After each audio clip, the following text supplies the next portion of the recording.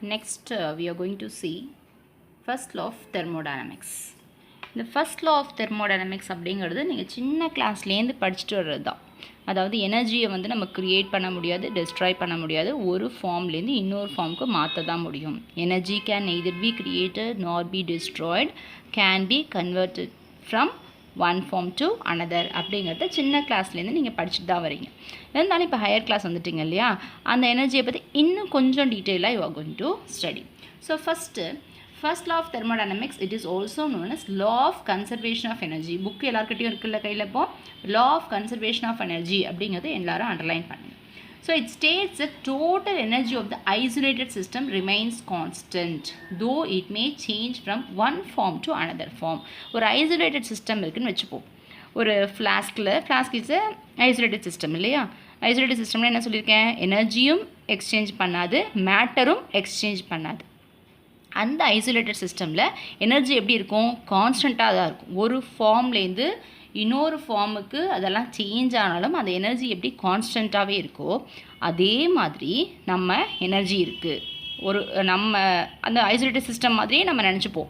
இப்போ நம்ம சரௌண்டிங்கை, நம்ம யூனிவர்ஸை, அந்த யூனிவர்ஸில் எப்படி ஐசோலேட்டட் சிஸ்டமில் அந்த எனர்ஜி அப்படியே இருக்கோ அதே மாதிரி நமக்கு இந்த யூனிவர்ஸ்லேயும் எனர்ஜி வந்து அப்படியே தான் இருக்குது. என்ன பண்ணுறோம்? ஒரு ஃபார்மை வந்து நம்ம இன்னொரு ஃபார்மாக கன்வெர்ட் பண்ணிக்கிறோம் அப்படிங்கிறது தான் அதோடைய மீனிங். ஓகேவா? அந்த அண்டர்ஸ்டாண்ட் பண்ணிக்கிறதுக்கும் ஐசோலேட்டட் சிஸ்டம் அப்படின்னு கொடுத்துருக்காங்க. ஓகே, இப்போ நம்ம நார்மலாக வேறு ஏதாவது சிஸ்டம் கொடுவோம். ஆஸ் யூஷுவல் நம்ம வந்து 1 டம்ளர் மில்க் எடுத்துக்கிறது, 1 டம்ளர் வாட்டர் எடுத்துக்கிறது, அந்த மாதிரி வந்து இப்போ நெக்ஸ்ட் அண்டர்ஸ்டாண்ட் பண்ணுவோம். அப்படியே இமேஜின் பண்ணுங்கள். எல்லாத்தையும் இமேஜினேஷனுங்கிறது வெரி வெரி இம்பார்ட்டண்ட். நான் கேட்க வீடியோ பார்க்க இமேஜின் பண்ணுங்கள். Okay, when a system moves from state 1 to state 2, உடனே யூ ஹாவ் டு இமேஜின் உங்கள் வீட்டு டைனிங் டேபிளில் ஒரு டம்ளரில் கோல்டு வாட்டர் இருக்குது. அதை வந்து உங்கள் அம்மா பாயில் பண்ணி ஹாட் வாட்டராக கொண்டு வந்து ஒரு டெம்பரேச்சரில் வைக்கிறாங்க. அப்போ ஃபஸ்ட்டு இருந்தது என்னது? That is state 1. அடுத்தது இருந்தது என்னது? That is called as state 2. அப்போது ஃபஸ்ட்டு அது கோல்டு வாட்டராக இருக்கும்பொழுது அதுக்குள்ளே ஒரு எனர்ஜி இருந்திருக்கும். என்னது? அந்த எனர்ஜிக்கு பேர் இன்டர்னல் எனர்ஜி. நான் என்ன சொல்லியிருக்கேன்? இன்டர்னல் எனர்ஜினா என்னது? அந்த வாட்டரில் உள்ள எல்லா ஆட்டம்ஸ், எல்லா மாலிகூல்ஸ், அதோட இன்ட்ராக்ஷன், அதோடைய மூமெண்ட், ரொட்டேஷன், வைப்ரேஷன், எல்லா எனர்ஜியும் சேர்த்தது தான் என்னது? Internal energy.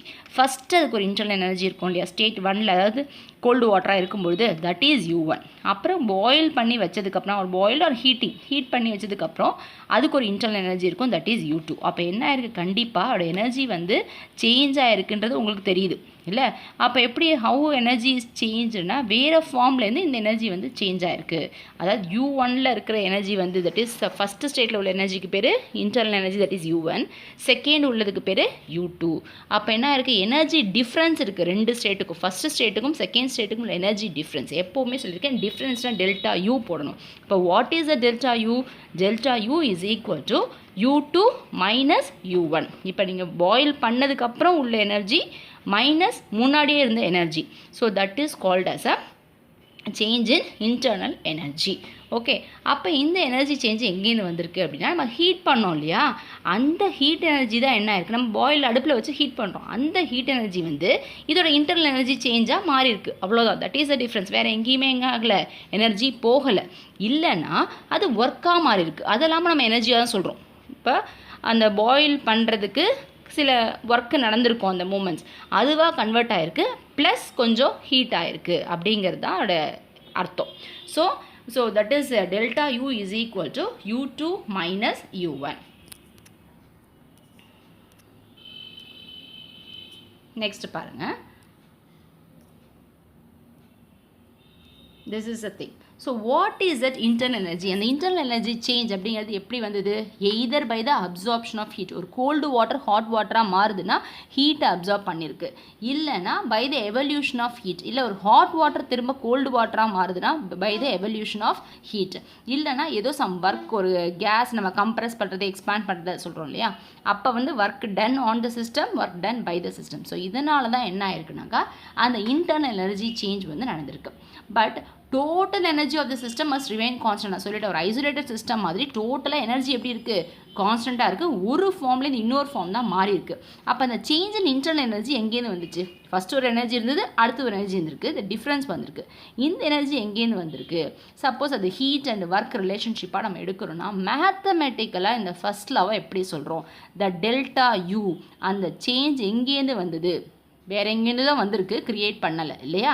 So that delta you is equal to Q + W, that is work and heat. அது வந்து டன் பை த சிஸ்டமாக இருக்கலாம், டன் ஆன் த சிஸ்டமாக இருக்கலாம், வாட் எவர் இட் மேபி, அதுக்கு தகுந்த மாதிரி அங்கே சைன் மாறும். So what is a mathematical relationship, mathematical statement of first law, delta U is equal to Q + W. அப்படின்னா the total energy of the I mean the isolated systemனு வச்சுக்கலாம். அதாவது as a whole it is equal. எங்கேயுமே போகலை, நம்ம supply பண்ண heat, நம்ம supply பண்ண work என்னவா மாறி இருக்குன்னா இன்டர்னல் எனர்ஜி சேஞ்சாக மாறி இருக்கு அப்படிங்கிறது தான் அர்த்தம். So where Q is the amount of heat supplied to the system and W is the work done on the system. ரொம்ப அழகான விஷயம், ஒரே சின்ன விஷயம் தான், அதை வேறு ஆங்கிள்லேருந்து நம்ம பார்க்கணும் இந்த தெர்மோடைனமிக்ஸில். ஸோ அதுக்காக உங்களுக்கு நிறைய ஸ்டேட்மெண்ட்ஸ் கொடுத்துருக்காங்க, other statements of first law of thermodynamics. நீங்கள் எந்த லாவை எழுதினாலும் இந்த ஈக்குவேஷனை மறக்காமல் கண்டிப்பாக எழுதிடுங்க. ஸோ இப்போ வேறு மாதிரி ஒரே விஷயத்தில் வேறு மாதிரி சொல்லுவோம் இல்லையா. இப்போ நான் சொன்ன விஷயத்த நீங்கள் ஒரு 10 பேர்கிட்ட கன்வே பண்ணிங்கன்னா ஒரே விஷயம் வேறு மாதிரி மாற்றி சொல்கிறதில்ல, நான் சொன்ன விஷயத்தையே வேறு ஆங்கிளில் சொல்வீங்க ஸ்டேட்மெண்ட்டில். அதே மாதிரி இந்த ஃபர்ஸ்ட் லா ஆஃப் தெர்மோடைனமிக்கை வேரியஸ் ஸ்டேட்மெண்ட்ஸில் சொல்லியிருக்காங்க. என்னென்னா whenever energy of the particular type disappears an equivalent amount of type must be produced. இதான் என்னது, one form may be converted into another form அப்படிங்கிறத எப்படி சொல்லியிருக்காங்க. ஒரு டைப் ஆஃப் எனர்ஜி டிஸப்பியர் ஆகுதுன்னா என்ன அர்த்தம், இன்னொரு டைப் ஆஃப் எனர்ஜி அங்கே வந்திருக்கு, அதுவும் அதே மீனிங் தான். அடுத்தது total energy of the system and surrounding remains constant, அதுவும் அதே தான். சிஸ்டம் சரௌண்டிங், தண்ணி ஆறுது அப்படின்னா அந்த ஹீட் எங்கே போகுது, சரௌண்டிங்க்கு போகுது. தண்ணி ஹீட் ஆகுதுன்னா அந்த அடுப்புலேருந்து ஹீட் எனர்ஜி எங்கே வருது, இங்கே வருது. அப்போ என்ன ஆகுது, அதுவும் அதே விஷயம் தான். ஒரு எனர்ஜி இன்னொரு எனர்ஜியாக மாறுது அப்படிங்கிறத வேறு மாதிரி சொல்லியிருக்காங்க. the total energy of the system and surrounding remains constant or otherwise it is called conserved. இது அடுத்த ஸ்டேட்மெண்ட் உங்கள் எல்லாருக்குமே தெரிஞ்சது. Energy can neither be created nor be destroyed but may be converted from one form to another form அப்படிங்கிறது. அடுத்தது the change in internal energy of the closed system is equal to the energy that passes through its boundary as a heat or work. அதுவே closed சிஸ்டமாக இருக்குன்னு வச்சுக்கோ. Close சிஸ்டம்னா என்ன, close பண்ணிட்டோம், ஒரு வெசலில் தண்ணியை வச்சு ஹாட் வாட்டர் வச்சு நம்ம க்ளோஸ் பண்ணிட்டோம். அப்போ அந்த சேஞ்ச் இன் இன்டர்னல் எனர்ஜி எப்படி போகுது, ஃபுல்லாக பவுண்ட்ரி இருக்குது இல்லையா, அந்த பவுண்ட்ரி வழியாக தான் பாஸ் ஆகுது அப்படின்றது அடுத்த statement. Heat and work are the 2 ways of changing a system's internal energy. ஒரு சிஸ்டமோட இன்டர்னல் எனர்ஜி சேஞ்ச் ஆகுதுன்னா ஒன்று ஹீட்டால் சேஞ்ச் ஆகணும், இல்லைனா ஒர்க்கால் சேஞ்ச் ஆகணும். So these are the various statements and what ever maybe the statement which ever you right, but you also right along with the equation. எதை வேணால் எழுதலாம். ஒருத்தரையும் வந்து ஸ்டேட்மெண்ட்னா எதை எழுதணும்னு கேட்பீங்க, இல்லை எல்லாத்தையும் எழுதி வைக்கணுமான்னு கேட்பீங்க. So depending upon the mark you right either 1 or 2 ஒரு 5 மார்க்கில் கேட்க மாட்டாங்க. வேரியஸ் ஸ்டேட்மெண்ட்ஸ்னு கேட்டாக்க you have try to various statements. So that's all about the first law of thermodynamics. Next, we are going to see the mathematical statement of first law of thermodynamics under different cases. So, you know what is the mathematical statement? Yes, delta U is equal to Q plus W அப்படின்னு நம்ம இப்போ statement பார்த்தோம் இல்லையா. இதை 4 கேஸில் நம்ம discuss பண்ண போகிறோம். அது என்ன 4 கேஸ் அப்படின்னா இது வந்து உங்கள் புக்கில் முன்னாடியே கொடுத்துருக்காங்கப்பா. 1 is cyclic process. Cyclic process means initial ஸ்டேட்டில் ஆரம்பித்து வேறு ஸ்டேட்டுக்கு போயிட்டு திரும்ப இனிஷியல் ஸ்டேட்டுக்கே வர்றது. That is called as a cyclic process. அப்போ சேஞ்ச் இன் இன்டர்னல் எனர்ஜி 0வாக தானே இருக்கும், ஏன்னா ஆரம்பித்த இடத்துக்கே திரும்பவும் அது வந்துடுது. அப்போ இன்டர்னல் எனர்ஜி சேஞ்ச் இருக்காது. அடுத்தது அந்த இன்னொரு ப்ராசஸ் கேஸ் வந்து ஐசோகோரிக் ப்ராசஸ். இப்போ எனர்ஜி வந்து நம்ம கன்சர்வ் ஆகுதுன்னு சொல்கிறோம், ஆனால் வால்யூம் வந்து சேஞ்சே ஆகலை. அப்போ டெல்டா V ஈக்குவல் டு 0. அந்த கேஸில் வாட் ஹேப்பன்ஸ். அடுத்தது அடியபேட்டிக் ப்ராசஸ். நம்ம ஹீட்டே சப்ளை பண்ணாதப்ப what happens, that is Q is equal to 0. And isobaric process. Iso means same, okay. So that is no change அப்படின்னு அர்த்தம். அப்போ ப்ரெஷரே சேஞ்ச் ஆகலை, அப்போ what happens. So these are the 4 cases under which we are going to see what happens to this internal energy. Okay, how this internal energy work under the heat or related under these 4 conditions or these 4 cases. So first case 1 பார்ப்போம். What is a case 1? It is a cyclic process. Cyclic processல delta U is equal to 0 உங்களுக்கு தெரியும். cyclic processல change in internal energy 0னு. அந்த mathematical statement என்ன, delta U is equal to Q plus W. இப்போ internal எனர்ஜியில் சேஞ்சே நடக்கலை. ஒரு ஸ்டேட்லேருந்து இன்னொரு ஸ்டேட்டுக்கு மாறிடுச்சு. இது ஸ்டேட் 1லேருந்து ஸ்டேட் 2ல் மாறிடுச்சு. யூஸ்வலாக ஸ்டேட் 1லேருந்து ஸ்டேட் 2க்கு மாறினா என்ன ஆகணும், இன்டர்னல் எனர்ஜியில் சேஞ்ச் இருக்கும். ஃபர்ஸ்ட் நான் சொன்ன மாதிரி இது கோல்டு வாட்டர்னு வச்சுக்கோங்க, இது ஹாட் வாட்டர்னு வச்சுக்கோங்க. அப்போ என்ன ஆகும்னாக்கா இங்கே கண்டிப்பாக ஒரு இன்டர்னல் எனர்ஜியில் சேஞ்ச் இருக்கும். ஆனால் திரும்பவும் அந்த தண்ணி ஆறி அந்த பழைய மாதிரியே வந்துருச்சுன்னா அப்போ இன்டர்னல் எனர்ஜியில் என்ன இருக்காது, சேஞ்சே இருக்காது. ஸோ அப்போ அந்த சைக்ளிக் ப்ராசஸில் நம்ம கொடுத்த ஹீட் எல்லாம் என்னவாக இருக்குன்னா ஒர்க்காக கன்வெர்ட் ஆகிடுச்சு ஃபுல்லாகவே அப்படின்னு அர்த்தம். ஸோ அந்த Q + W = 0. அப்போ Q = -W. So heat absorbed by the system that is equal, that is balanced to the work done by the system. Therefore this negative sign over here. So in this case of cyclic process, as the change in internal energy is 0, the heat that is equal to the work done by the system. So this is case 1.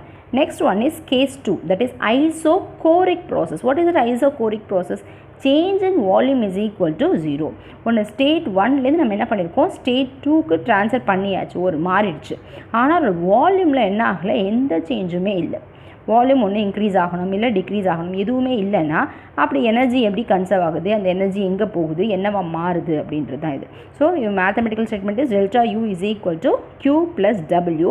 We know that Q is W is -P × delta V. ஏற்கனவே நம்ம வந்து அதை drive பண்ணி வச்சுருக்கோம். இந்த value வந்து ஏன் negative நான் இங்கே போடுறேன்னாக்கா நான் சொல்லியிருக்கேன், அட் எனி ஸ்டேஜ் இந்த கம்ப்ரெஷன் ப்ராசஸில் இது நெகட்டிவ் வரும், நெகட்டிவ் × நெகட்டிவ் பாசிட்டிவாக வரும், அன்றைக்கி நெகட்டிவ் போடுறோம் அப்படின்னு சொல்லி.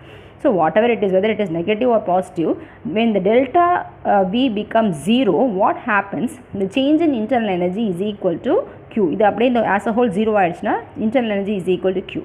That is heat supplied in, that is totally used to for the change in the internal energy. நம்ம கொடுக்குற ஹீட் எல்லாமே என்ன ஆகுதுனாக்கா அதில் it causes some change in internal energy. internal எனர்ஜியாக மாறிடுது அப்படிங்கிறது தான் இந்த isochoric process.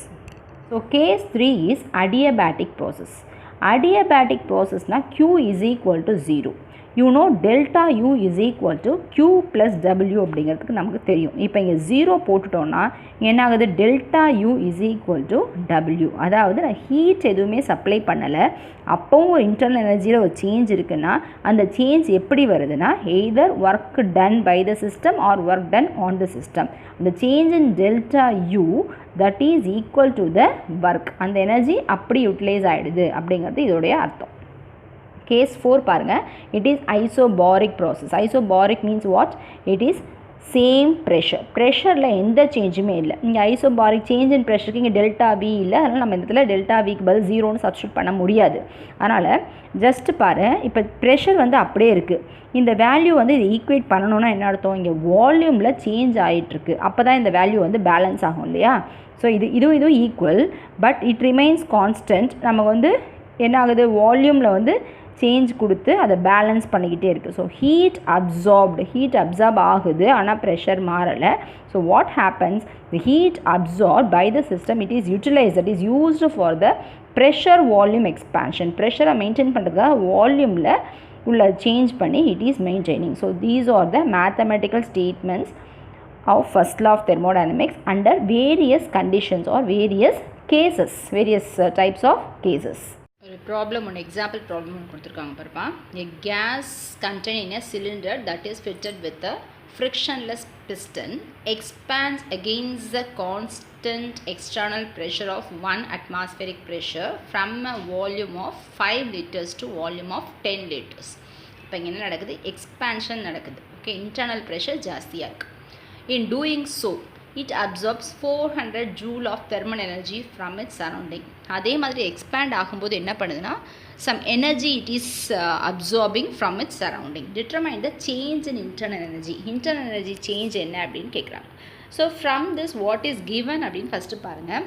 Given data Q = 400 joules and volume 1 first எவ்வளோ இருந்தது, 5 liters. வால்யூம் 2 எக்ஸ்பேண்ட் ஆனதுக்கு அப்புறம் எவ்வளோ வால்யூம் வருது, 10 liters. ஓகே, ஸோ டெல்டா யூக்கு என்ன formula, delta U = Q - W. Why it is Q - W? It is work done by the system. System தான் என்ன பண்ணுது, ஒர்க் பண்ணி பிஸ்டனை மேலே தூக்குது. Okay, and why Q is positive, because it absorbs, the system absorbs heat from the surrounding. Therefore Q is positive and W is taken as negative in this formula. Okay, always delta U is equal to Q plus W னு எழுதணும் கிடையாது. இது depends. Work is done by the system and work done on the system ஆன்றதை பொறுத்து the formula will change. So, the W we can write as P into delta dV, change. Okay. So, 400 joule minus 1 into 10 minus 5. ஏன் 10 minus 5 னா V2 minus V1. V2 expand அதுக்கப்புறம் வந்த volume 10. முன்னாடி இந்த volume 5. Therefore, 10 minus 5 is equal to 400 minus 5 atmosphere per liter. இங்கே பாருங்க இந்த value வந்து W ஓட வேல்யூ நெகட்டிவில் வந்திருக்கு. ஏன்னா work is done by the system. Okay, இப்போ நம்ம அங்கே அந்த இடத்துல வந்து மைனஸில் வர மாதிரி தான் வரணும். நான் போன ஃபார்முலாவில் சொல்லியிருப்பேன் அங்கே வந்து மைனஸ் இன்ட்டு மைனஸ் உங்களுக்கு ப்ளஸ் ஆகும். ஆனால் இந்த ஃபார்முலாவில் எங்கே பார்த்தீங்கன்னாக்கா டபிள்யூட வேல்யூ மைனஸில் வந்திருக்கு. So what is the change in internal energy? That is 1 litre atmosphere அப்படின்றத வந்து ஜூல்ஸ் எழுதுனா it is 101.33 joules. Therefore for 5 litres it is equivalent. Okay, so 400 joule minus 5 into 101.33. Therefore, if you minus that, you will be getting minus 106.65. Okay, so this is the problem that you can do from the example.